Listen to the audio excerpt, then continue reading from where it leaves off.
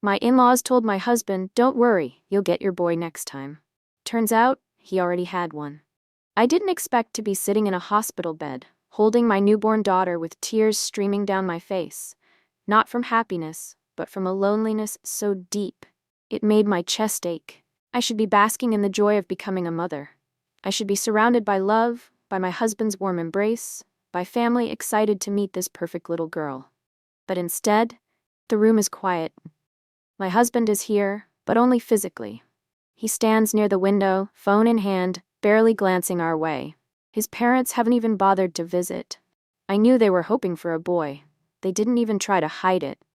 From the moment I announced my pregnancy, it became clear that my worth in their eyes depended on whether I could give birth to a son.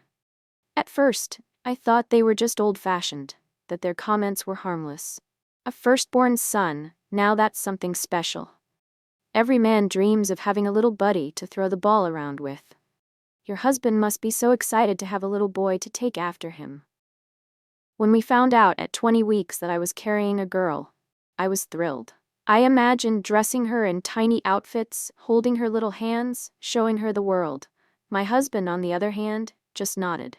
"We'll try again for a boy next time." That was the first time I felt like I had failed. From that moment on, everything changed. My mother-in-law, who used to check in on me frequently, stopped calling. My father-in-law made dismissive comments about how girls are sweet, but boys are the real legacy. And my husband, he started staying late at work more often. When I tried to talk to him about baby names, nursery decorations, or even how I was feeling, he would brush it off or change the subject. And now, after hours of painful labor, after bringing our daughter into the world, I sit here alone.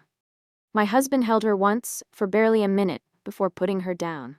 He hasn't kissed her, hasn't smiled at her. When the nurse asked if he wanted to do skin-to-skin contact, he waved her off.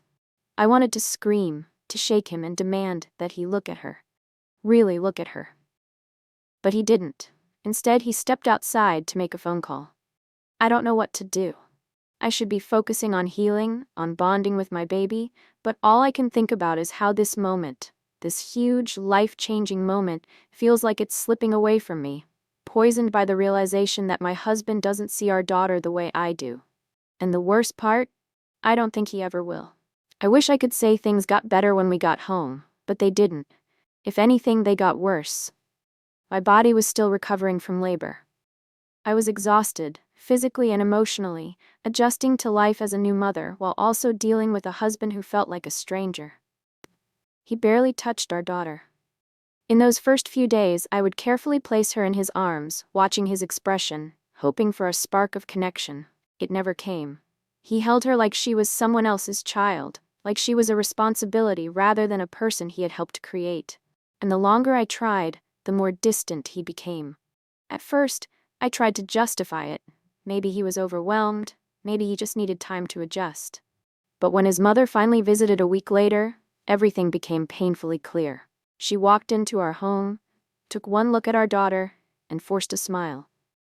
It was the kind of smile you give someone when you're trying to be polite, but don't really mean it.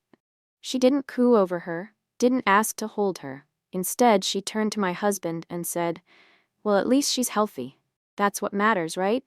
As if my daughter was some sort of consolation prize. And then, as if I wasn't even in the room, she patted his arm and said, "Don't worry, sweetheart. You'll get your boy next time." I felt sick. That night, I finally confronted my husband. I asked him if he was disappointed that we had a girl.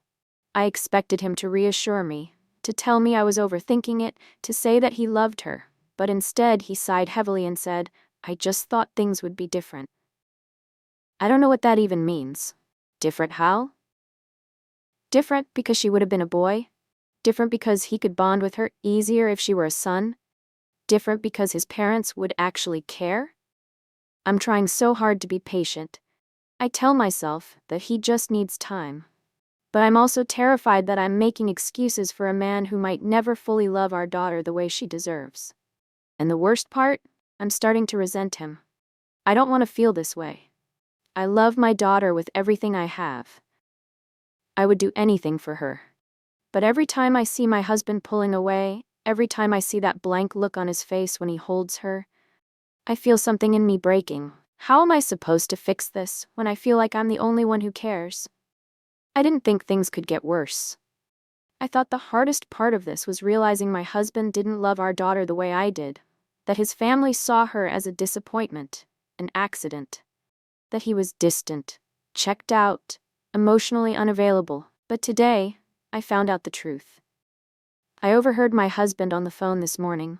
He was standing in the hallway outside our bedroom, talking quietly. He probably thought I was asleep, but I had been lying awake for hours, nursing our daughter and trying to keep my emotions in check. "Yeah, I know, Dad," he sighed. "Mom already talked to her family about it. They said they're fine with it as long as we make it official." I frowned, listening harder. What was he talking about? "No, she doesn't know yet," he muttered. "I don't even know how to bring it up. She's still emotional about the baby." My heart started pounding. "Well, what do you want me to do?" he snapped. "I already told you. I can't just leave yet. It's complicated." "Leave? Leave where?" I carefully slid out of bed, placing our daughter down gently. My hands were shaking as I walked to the door, pressing my ear against the frame. "Look, I know it's the right thing to do. He's my son. I should have brought him here a long time ago." My blood ran cold. His son. For a second, I thought I had misheard. Maybe he was talking about a nephew, a cousin? But then he continued, his voice softer. "I know she won't take it well, but she doesn't have a choice. Mom already set up the room. It's happening this weekend." I stumbled back, gripping the edge of the dresser to steady myself. His son. His other child. A child I knew nothing about.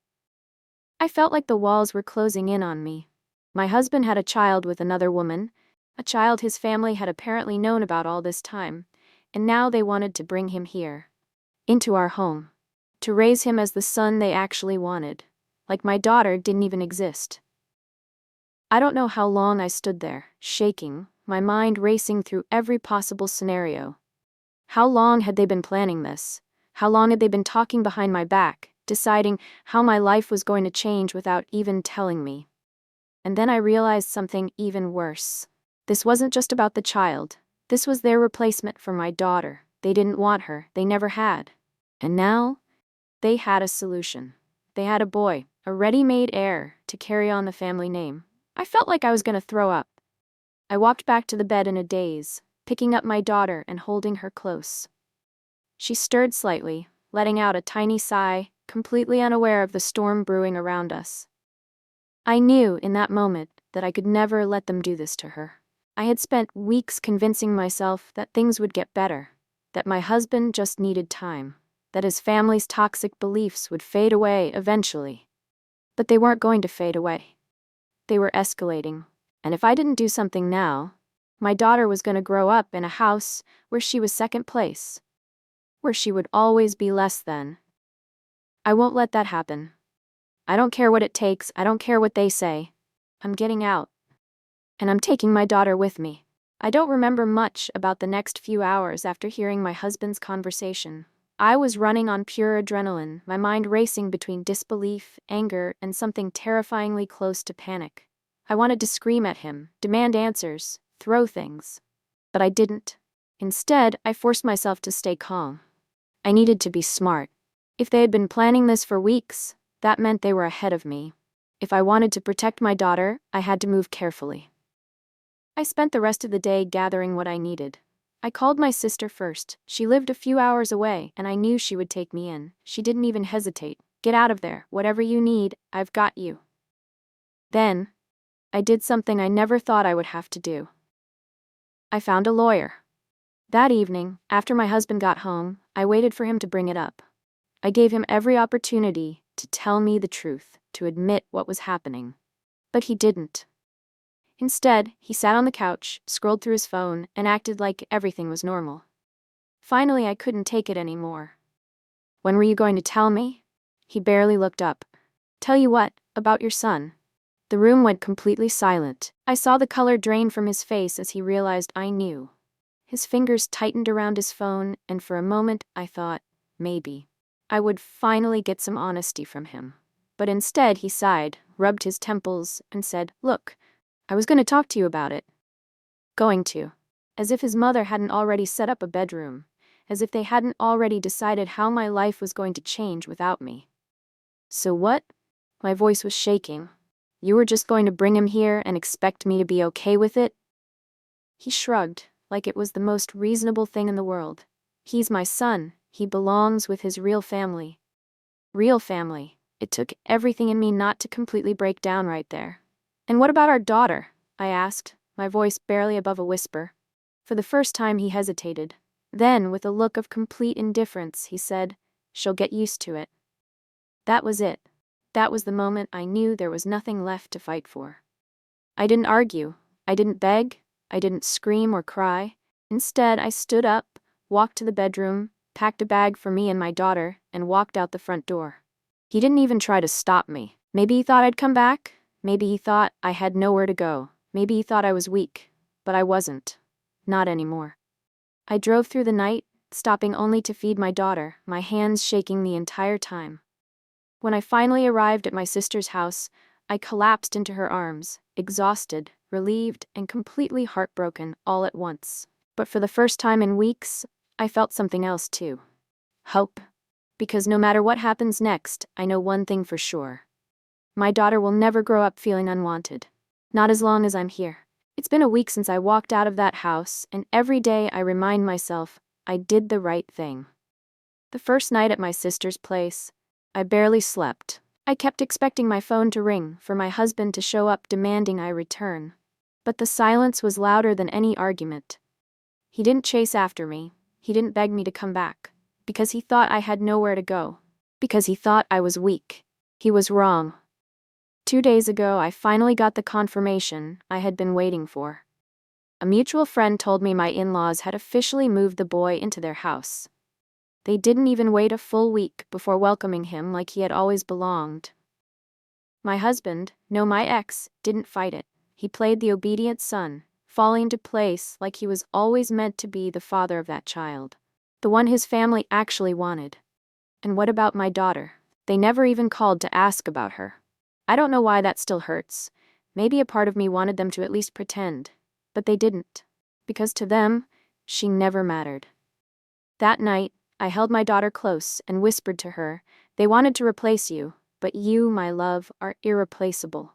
She's the only family I need. I don't have all the answers yet, but I do have a plan. I found a small apartment. Nothing fancy, but it's ours. I've contacted a lawyer to ensure my husband and his family can't manipulate the system to take her away from me. I'm looking for work, figuring out daycare, and for the first time in what feels like forever, I'm in control of my own life." They thought I would crumble. They thought I would break. But I won't. Because while they spent all their energy searching for the perfect heir, I was building a future for the daughter they never deserved. And I will spend the rest of my life making sure she knows she was always wanted, always loved, always enough.